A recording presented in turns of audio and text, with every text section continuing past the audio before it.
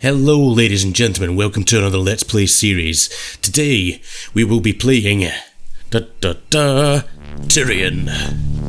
This is one of my favourite games from when I was a kid. Basically this is a vertical scrolling shoot 'em up. Sort of very influenced by the kind of arcade style shoot 'em up games. This was originally released in 1995. As a shareware title. It was released, published by Epic MegaGames. There was a registered version where we get obviously the full game and all the episodes. The first episode was shareware, which was kind of commonplace at the time. The version that I'm going to be playing is Tyrian 2000, which is the final release of the game. This was released in 1999 with it's kind of the definitive version of the game, I suppose. It's got all 5 episodes in total, and this game was actually released as freeware in around about 2004 as well, so you can get it free online. I believe it's pretty easy to get hold of it from the likes of gold.com if you can't find it anywhere else.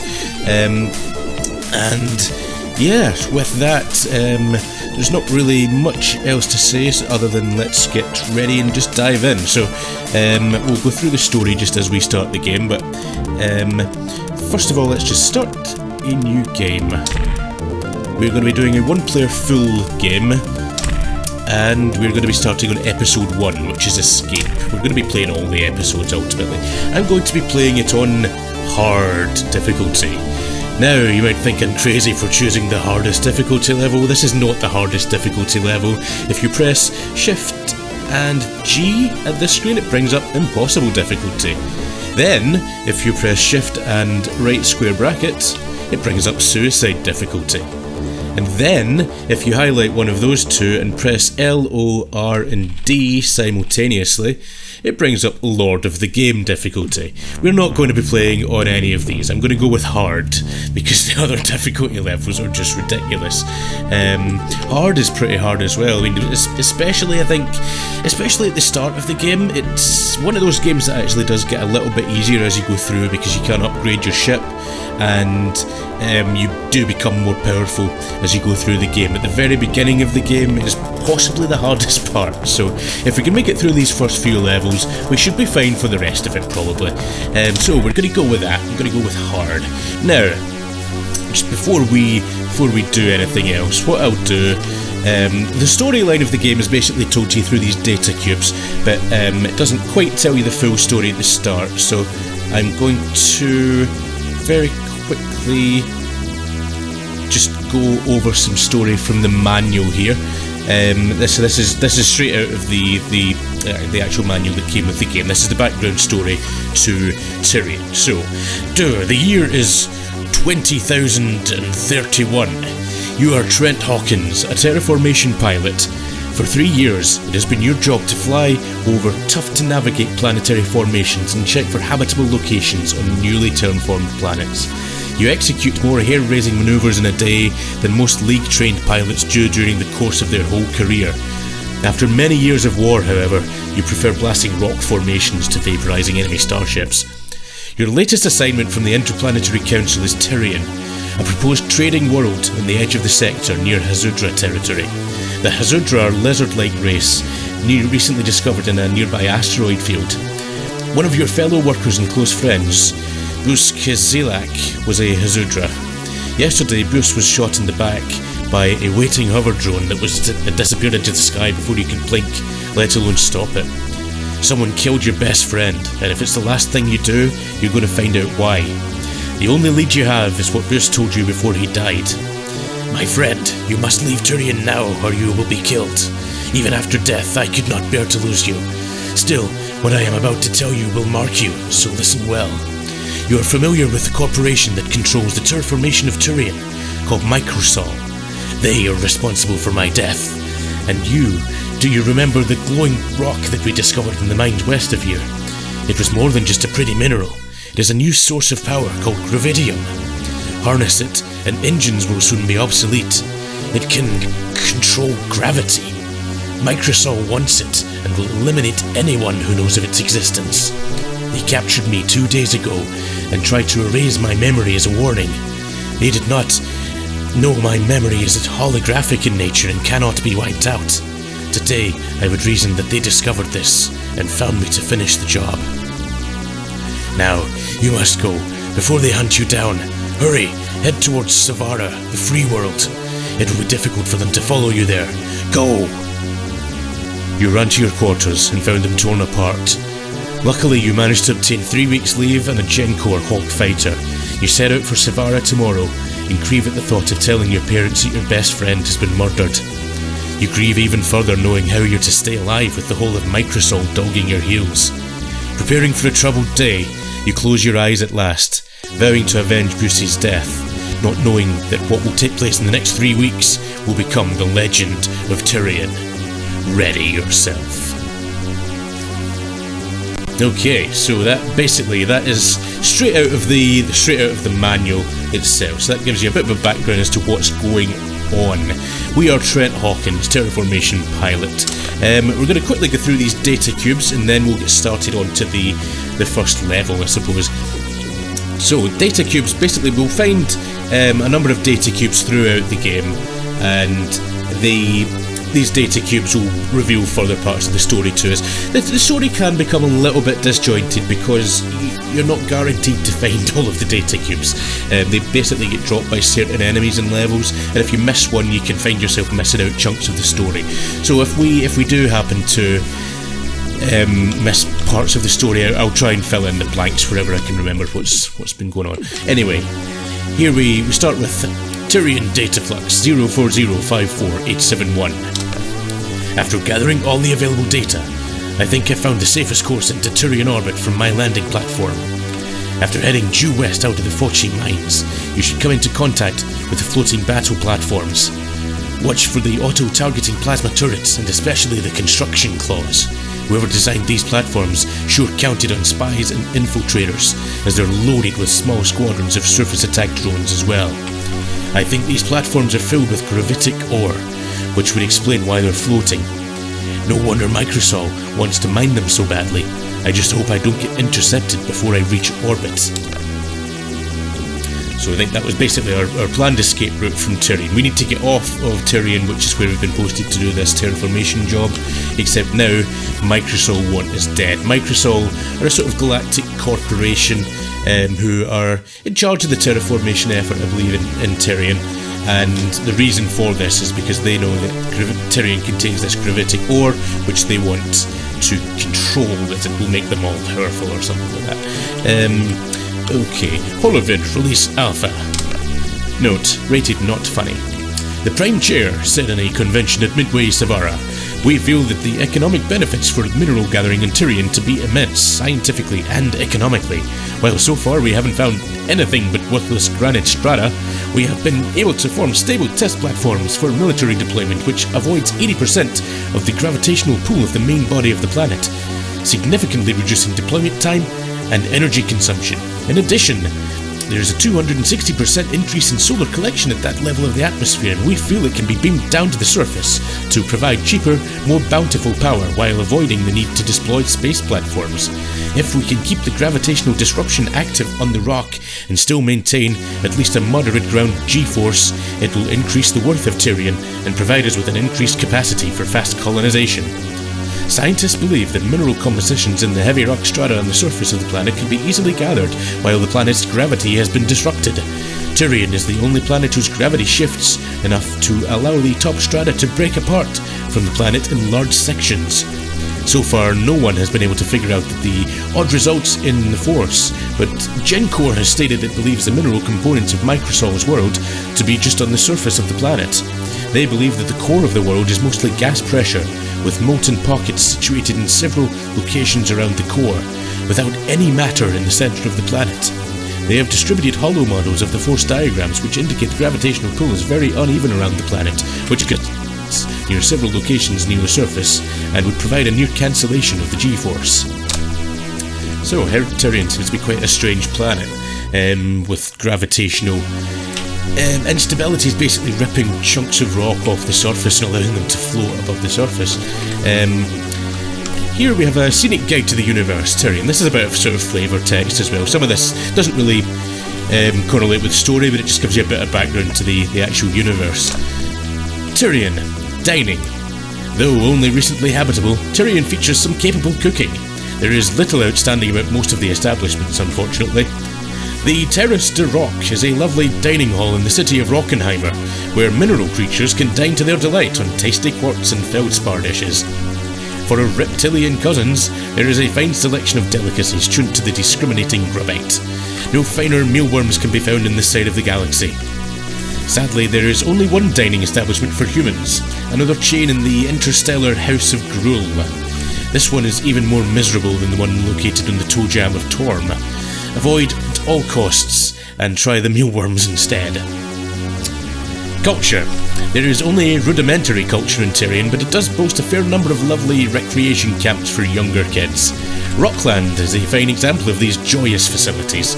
For only 2,400 credits, you can send your unloved one away to slave in the beautiful quartz and feldspar mines, where they will learn all about geological instabilities, gaseous substances, forced marches, and especially large-scale mountain sculpture.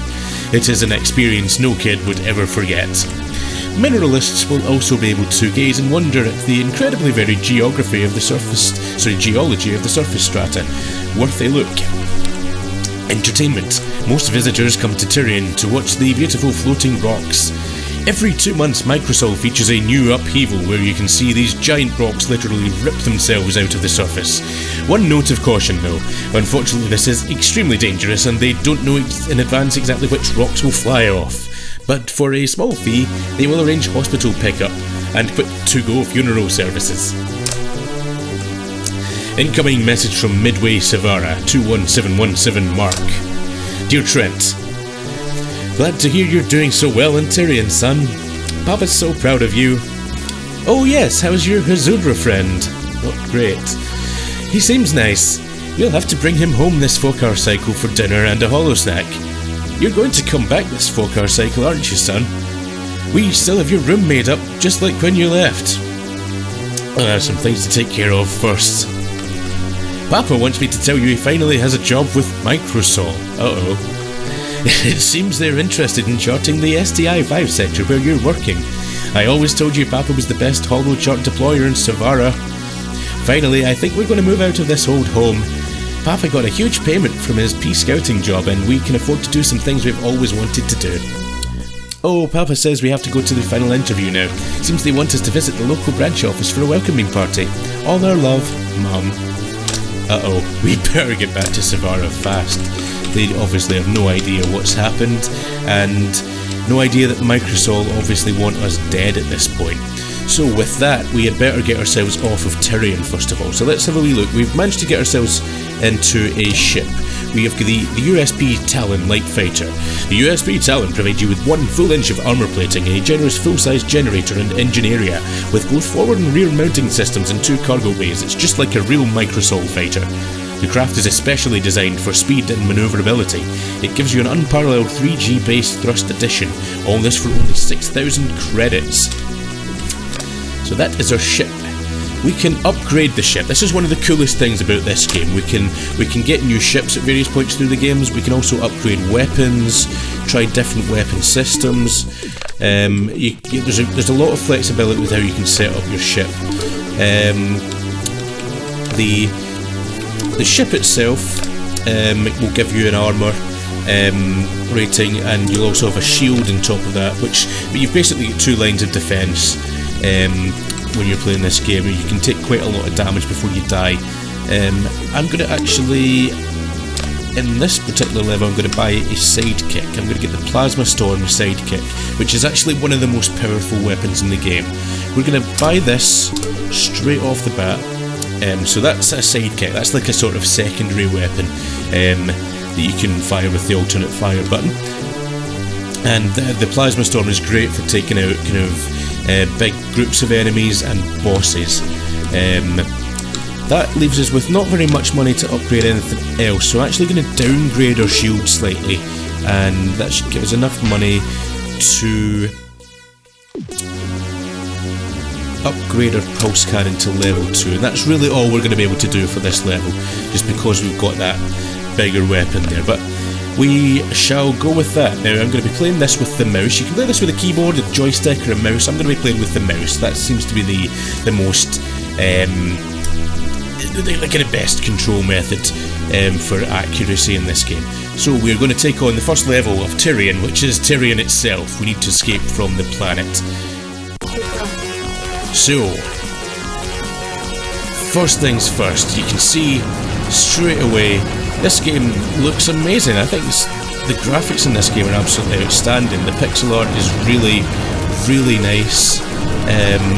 Whoa, and there's some really cool graphical effects on the screen here as well. We really screwed that up. Stuck there. Whoa.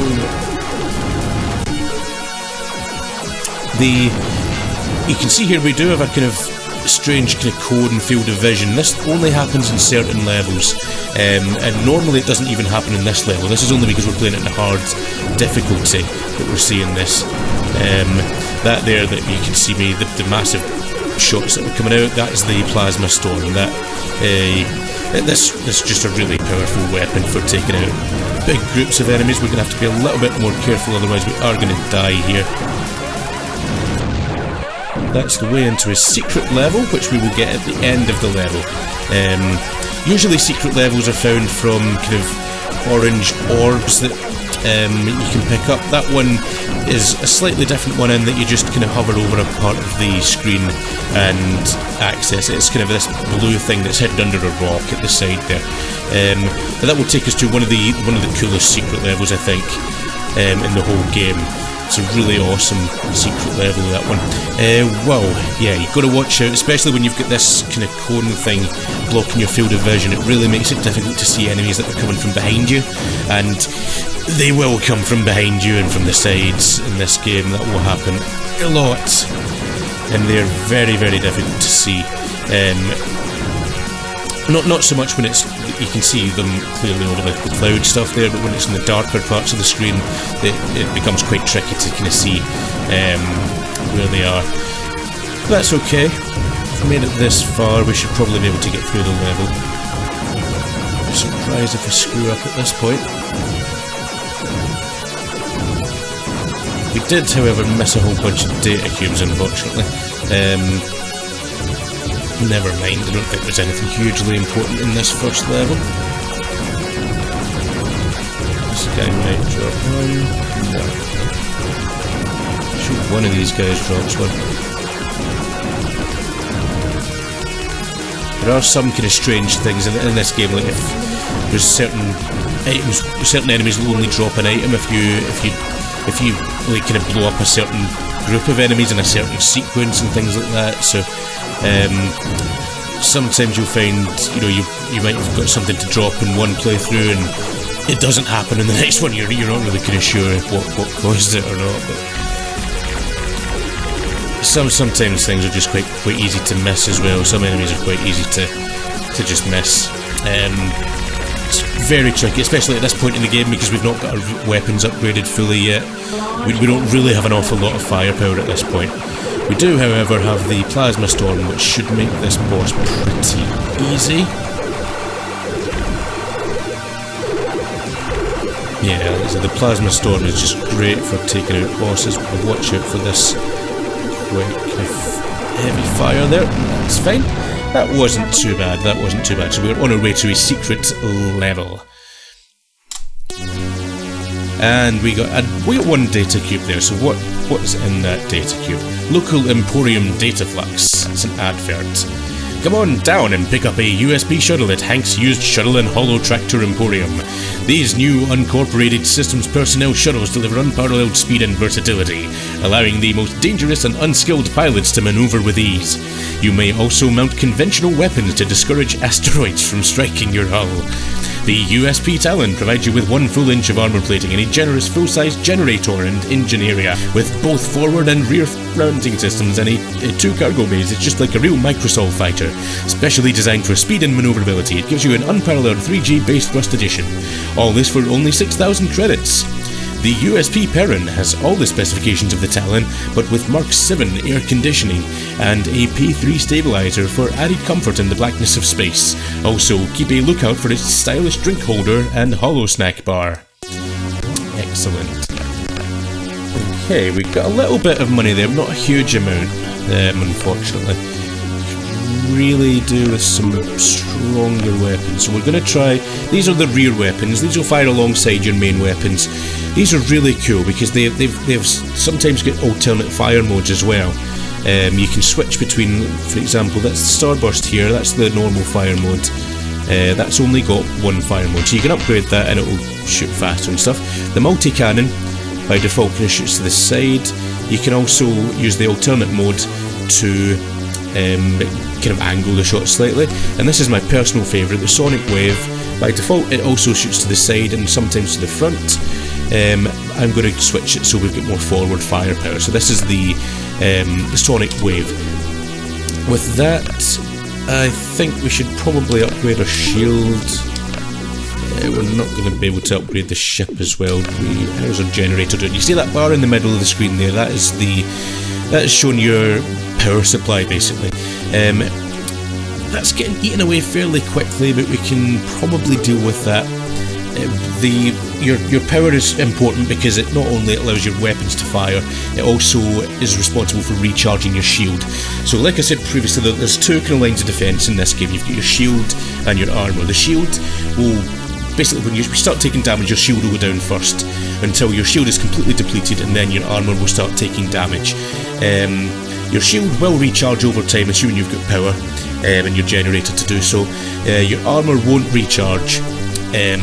However, when your armour is depleted, there will be an armour repair ship that will come in the top of the screen, and if you destroy that, you can pick up an armour repair power up, which will restore your armour. So you can heal both of these things throughout the level. So in terms of shoot 'em ups, it's actually quite forgiving, this one. There's no one hit and you're dead sort of type things going on here. So with that, we're going to the secret level, which is Bubbles. This level is really cool. There's some really cool graphical effects, I think, in this level. They do make it quite difficult to see what's going on. So we might die here. We've not got a huge amount of firepower for this level, and it is quite tricky if you're not careful. Fortunately, we do have a plasma storm, so hopefully that will help us if necessary. There's a bunch of money. We've got to watch out for here. There's some of these. Yeah, the screen's going to change colour here. This is going to make everything very difficult for us. We are actually being shot quite a lot here, and it's very difficult to see what's actually shooting us because everything's the same colour. Whoa, we almost went straight into some bubbles there. There's an armour repair, that's fine. I think we're through the worst of it though. What we really want from this level is just to pick up as much money as we can.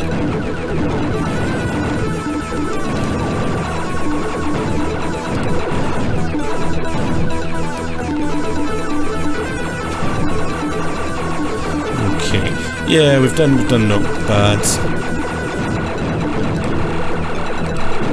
Oh, I'm shooting the wrong part of that. Okay, we made it through though. We've got 15,000 or so credits, so that will give us a bit more flexibility to upgrade our ship. Yeah, so I think with that we'll stop this here. What I will do is I will save the game as Let's Play. Yeah, so we'd already had that set up just because I was testing the game to make sure it would record properly. Yeah, there we go. And we've saved the game. So with that, we will pick up from here in the next video and see where we're going to be heading next. We're on our way to, we've managed to escape from Tyrian. We're on our way to Savara to try and regroup and hopefully to try and get hold of our parents before something bad happens, as they seem to have got involved with Microsol as well. So we'll take that, we'll continue from here in the next video. In the meantime, thank you very much for watching. I hope you enjoyed this. If you have, give us a like, leave us some feedback in the comments, and if you want to see more of this kind of stuff, please subscribe. Thanks again, I will see you next time. Catch you later.